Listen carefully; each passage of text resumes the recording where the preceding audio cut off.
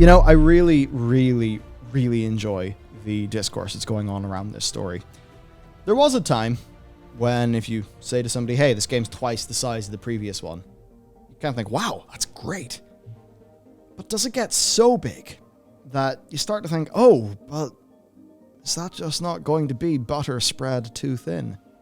Is it going to be lots of time wasting? Is it going to be a grind? Ubisoft, of course, have really primed people to be worried and concerned about this sort of thing. How many times do we see an open world game that's stuffed full of content, but how much of it is actually fun? Well, the Dying Light 2 Twitter account posted this: 500 hours to complete the game. 534 is how long it takes to walk from Warsaw to Madrid. Standard. And this garnered a lot of pushback. Because I can at least tell you, when I see this, in my head I go, ugh. I thought this was that game that some pretty well-respected narrative man worked on for a bit, where the story was probably surprisingly good, and it would just be a really nice, real solid experience, and it would be fun. And then I see 500 hours, and I go, oh no! I will never have 500 hours. Is the story really going to be spread across all of that? And then I start to think about all the times and this is really funny considering MMOs are what got us kicked off. I think about some of those games where you're asked to spend a lot of time and not high quality content. And a lot of people seem to have agreed because the clarifications kept on coming in. I think they got a response to this that is not what they reckoned. Not at all. Note, it's about 100% completion rate. Most of the players who are in for the story and side quests will be able to complete the game quicker. It will still be a solid experience though. And when it's multiple clarifications require that something's going on. Update!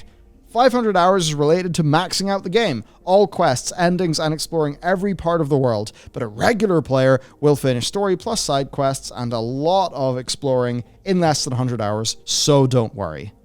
And even that ends up not being enough, where they have to say that the main story is 20 hours, it's 80 hours for main story and all side quests, and 500 if you want to completely max out all that content, all choices, all endings, check every place in the map, every dialogue option, and find every collectible.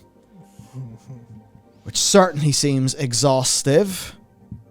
You could say exhausting, but hey, if you naturally end up doing that for 500 hours, it's because the game has hooked you. It's because the first 20 or maybe 80 has really got you and you just want to spend time in that world, and that's no bad thing. Yeah. But I think the thing that worried a lot of people is marketing based on number of hours to complete.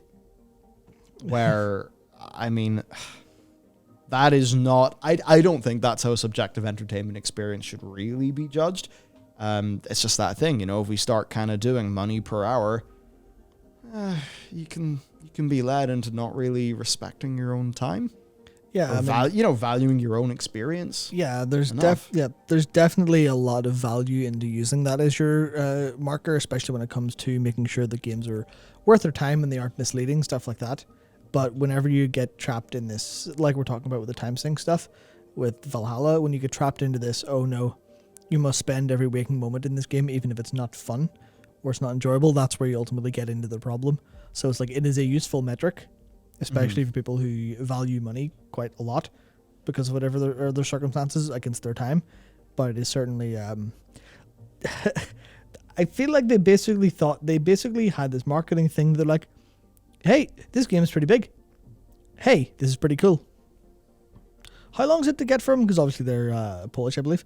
How long does it get to... How the $500... That's like Warsaw to Madrid, right? Huh. That's maybe a cool tweet. Yeah. And then immediately blew up in their face. They're like, shit, hang on. So I think it's just... It's fun that it sparked off this whole big debate. But then there's also like literal things to talk about with it as well, in terms of the responsibility of marketing in this way.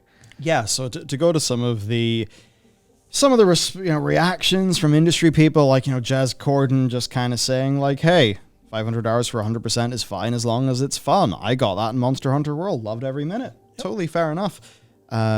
Wesley LeBlanc saying, Techland PR reached out to me for further clarification, and then he sort of goes into that. So again, their PR is reaching out to people, so evidently they are not thrilled by the response to this. Yahtzee, of course, from No Punctuation. Alt headline, Dying Light 2 actively wishes death in reviewers.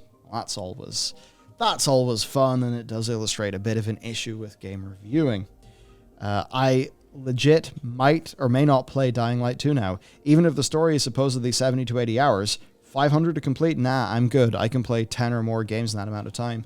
And I suppose that's the weird thing, you know, I'd rather, if you take me through all those numbers, I'd rather the best 20 to an okay 80, and I take either of those against, a 500 to do everything. But obviously, we can only really tell what's going on when the actual game is out. I think we're just more figuring out how game consumers are feeling about game length in these days. Because I think what happened is there was a time where our games got quite big, they got quite open world, you could put a lot of hours into them, and we all really got quite enamored by that at a certain point in time. But then I think we started to get quite tired of the time wasting, and maybe it wasn't always the best quality experience. Ubisoft Radio Towers. Then Ubisoft starts to sneak microtransactions into these games because actually they have built their premium single-player game to be so big that they're starting to monetize it like a free-to-play, or at least a no-subscription MMO. Yeah. Unless, of course, your ESO, which has a subscription. It literally just has every business model, that game. But, I mean, yeah, poor grandpa gamer. That's how I feel. Yeah. That's how I feel at this prospect. I love this, you know. You can finish X-Files. I mean, thankfully, the great thing with X-Files is its quality really ends up dropping off a cliff, so you don't have to finish all of it. Yeah. But yeah, Frasier, Futurama, South Park, bam, that's a lot of content. And I suppose it is just that thing. The idea of just say, I mean, I'm sure a full Star Trek, 7-season run could fit sort of in there, right? And it's like, you think about doing that as a as a viewing project, and it's like, shit, that's going to take a long time. Yeah, it's a lot of experience as well. Yeah, it's so much experience. It's so many different storylines. I mean, if you're doing that with Trek, holy shit, that's so many. Your philosophical ideas per hour is going to be insane for this 500 hours.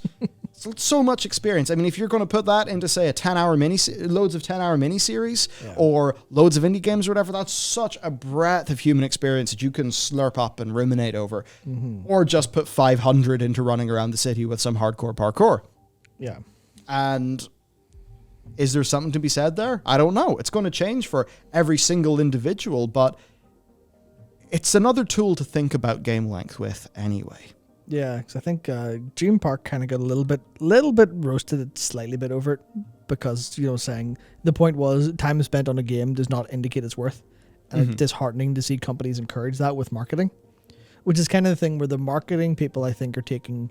I guess there's a breadth of responsibility being put on them that I imagine they didn't think they had, because suddenly they're like, hey, this game's got like 500 hours of shit to do. That's basically what they said. And then everyone's just like, well, you're making a grandiose statement about video games that is going to define video game discourse for the next week. And they're just like, sorry, it was just a tweet. What the fuck? Yeah. Which is obviously like, sorry for them to see, but it is certainly just indicative of the whole situation. So it is. I don't know. It's there's so many thoughts to have on this in terms of like how much of it is fun versus fluff.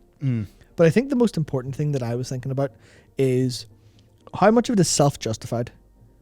Because obviously you look at Assassin's Creed as an example, and they basically have to get more and more money out of you in every possible capacity, not just for profit, but also to justify the size of the game.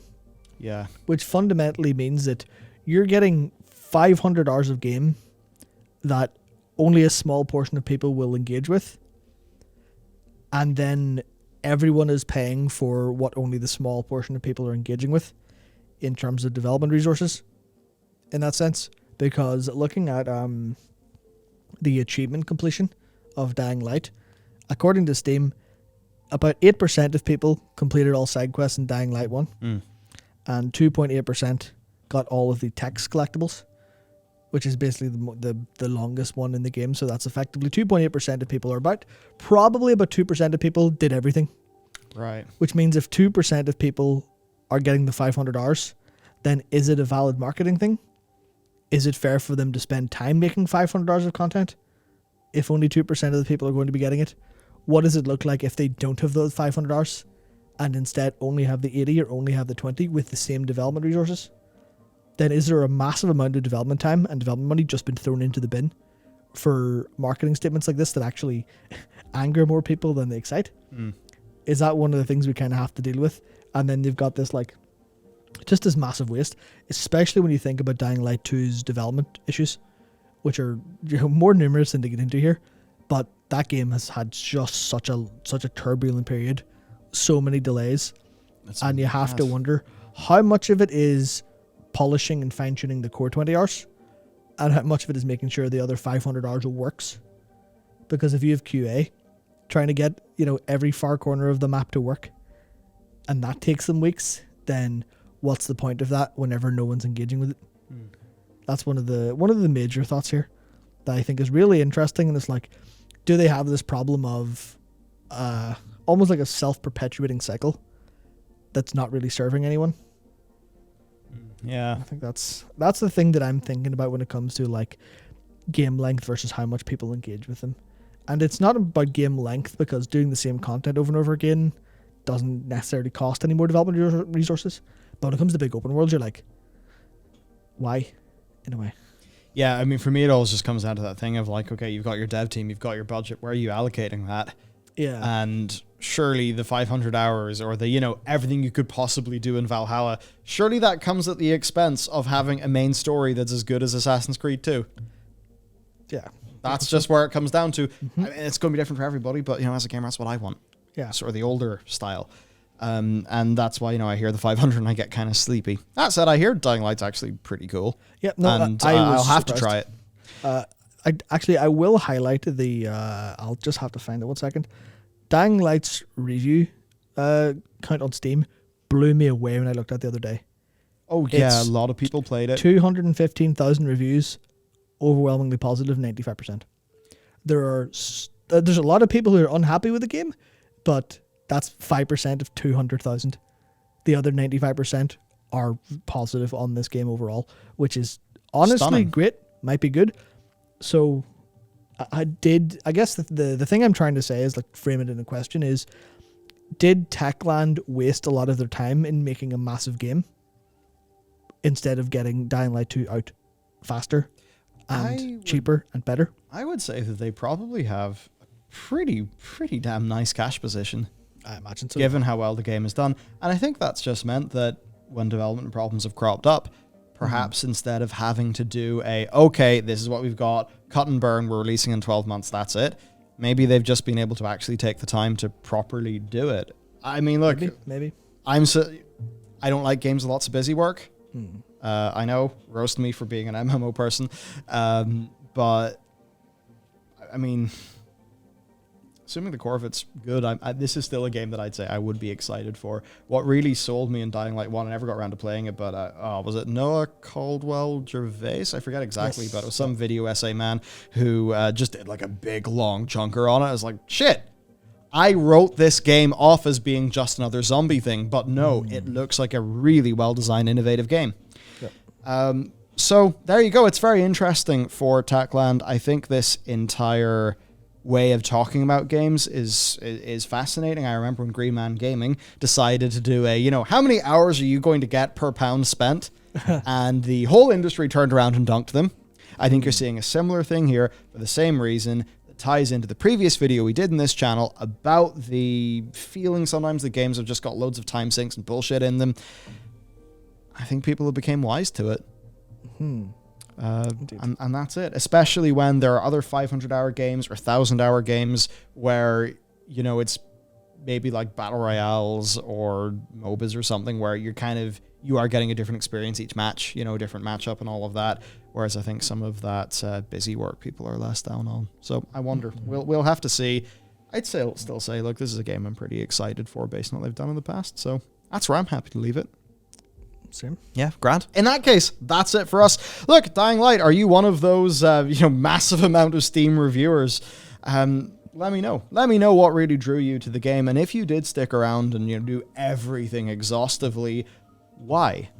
One of the only times I've ever done that is, for some reason, I just loved Assassin's Creed 1, and I know it's the more bland Assassin's Creed, but I have a pretty great historical interest in that time period, so I just liked being there. And because of that, I collected all the little flags. Again, I don't know why, but I did it because I just liked being there, and maybe that's exactly what Dying Light is going to nail for some people. And in fairness to Dying Light, I mean, there's a lot of games where you tell me, you go around the map, collect the doohickeys and the widgets.